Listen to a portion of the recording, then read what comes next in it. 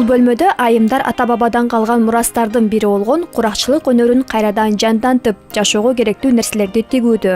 Ууздар кездемеден жууркан төшөк, жаздык көшөгө, чепке жадагасы саркеч баштыктардын, кооздук буюмдардын түрлөрүнө чейин жасашат. Ал эми сабакта Чолпон Аламанова курактын түрлөрү, тигилиши тууралуу кененирээк түшүндүрүп берет.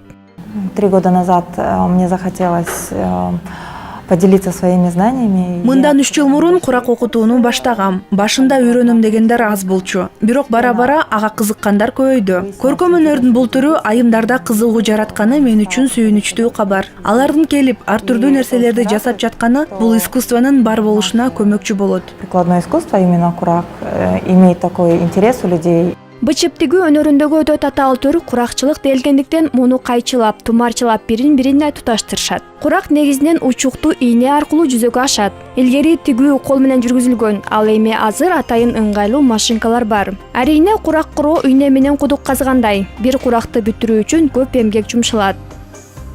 Чтобы больше женщин занимались именно лоскутным шитьем, чтобы... Биринчиден, ар бир айым чыгармачылык менен алектенгиси келет. Үйдө дайыма жайлуу болуусун каалайбыз. Кыргыз курагы да буга жардам берет. Көптөгөн айымдар бул иш менен алектенип чыгармачылык эргүү ала алат. Экинчиден, учурда майда цехтер көп. Алардын калдыктары керексиз эле ыргытылып жатат. Ошондуктан майда кездемелерди колдонуу менен чоң нерсе жаратканга мүмкүнчүлүк болот. Выбрасываются, сжигаются.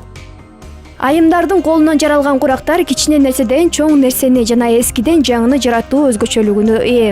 Курак куроодо уз бүт каалоо тилектерин, жакшы ниеттерин ага арнайт. Ал тумар катары жаман нерседен коргоп, бакубат жашоого алып келет. Ошондуктан курактын пайдасы чоң.